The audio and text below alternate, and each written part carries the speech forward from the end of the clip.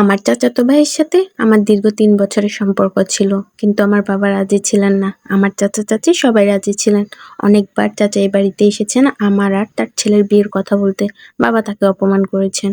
কারণ একটাই, বাবা ছিলেন ধনী আর আমার চাচা ছিলেন ধন সম্পদে আমার বাবার থেকে অনেকটাই গরিব। বাবা তাকে অপমান করে বলতেন, আমার ধন সম্পদে তোর নজর পড়েছে, তাই আমার মেয়েটাকে তোর ঘরে নিতে চাচ্ছি, যেন আমার অর্থ সম্পদ সব তুই ভোগ করতে পারিস। আমার বাবা যেমন ধনী ছিলেন তেমন অহংকারী ছিলেন। অহংকারে তার মাটিতে পাই পড়তো না। আমার মা অনেকবার বোঝানোর চেষ্টা করেছে, ছেলে মেয়ে যখন এই বিয়েতে রাজি তখন তোমার এত সমস্যা কি? তোমার মেয়ের তো কোনো সমস্যা হচ্ছে না। বাবা মাকে অনেক বকাবকি করেছেন, গায়ে হাত পর্যন্ত তুলেছেন এই ব্যাপারে। সবাই মিলে অনেক চেষ্টা করে শেষ পর্যন্ত বাবাকে রাজি করাতে পারলেন না। বাবা অন্য জায়গায় আমার বিয়ে ঠিক করে নিলেন। আমি অনেকবার বলেছি বাবাকে, আমি তাকে অনেক ভালোবাসি। শেষ অবধি যদিও আমি বাবার মন গলাতে পারিনি, আমি আমার চাচাতো ভাইকে অনেকবার বলেছি আমরা পালিয়ে গিয়ে বিয়ে করব। এক না এক সময় বাবা ঠিক আমাদের মেনে নিবেন।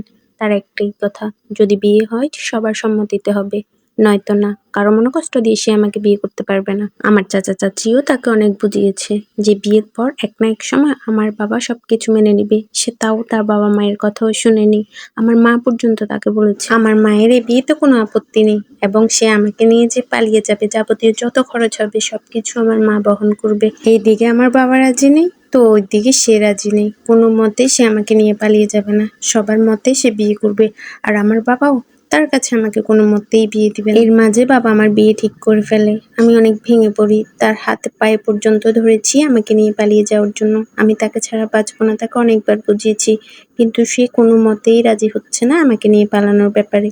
তার কথা আমি যেন আমার বাবাকে রাজি করেই তাকে বিয়ে করি। এইদিকে যত আমার বিয়ের দিন এগোচ্ছে তত আমি ভেঙে পড়ছি। কিন্তু তার মধ্যে আমি কোনো পরিবর্তন দেখছি না। সে স্বাভাবিকভাবে চলাফেরা করছে। যখন এদিকে আমার বিয়ের সব আয়োজন করা শেষ, অনুষ্ঠানের সবকিছু সে নিজ দায়িত্বে পালন করছে। আমি প্রথমে ভেবেছিলাম আমার বিয়েতে হয়তো সে আসবে না, কিন্তু না, সে তার পুরো ফ্যামিলি নিয়ে আমার বিয়েতে এসেছে। তাকে দেখে কেউ বুঝবে না যে সে তার ভালোবাসার মানুষটির বিয়ের আয়োজন করছে। কিন্তু আমার চাচা চাচী, তাদের দেখেই বোঝা যাচ্ছে তারা কতটা খুশি, তাদের কত কষ্ট হচ্ছে, তাদের চেহারায় সেটা ফুটে উঠতেছে। কিন্তু আমার ভালোবাসার মানুষ, যাকে আমি এতটা ভালোবেসেছি, তার মধ্যে তার ছিটে ফোঁটাও ছিল না। তার এই রকম ব্যবহার দেখে আমি প্রথম দিকে ভেবেছি হয়তো সে আমাকে এক না এক সময় সুযোগ বুঝে পালিয়ে নিয়ে যাবে, কিন্তু না, সে এরকম কিছুই করেনি। বাবার পছন্দ করা পাত্রের সাথে আমার বিয়ে হয়ে গেল। বিয়ের ৩ মাস পর জানতে পারি আমার সেই চাচাতো ভাইয়ের বিয়ে ঠিক হয়েছে। তার বিয়ে উপলক্ষে আমাকে আর আমার হাজবেন্ডকে এবং আমার শ্বশুর বাড়ির সবাইকে দাওয়াত করেছে, কিন্তু আমি গেলাম না। কি করে নিজের ভালোবাসার মানুষটাকে বিয়ে করতে দেখবো, সেই কারণেই আমি যাইনি।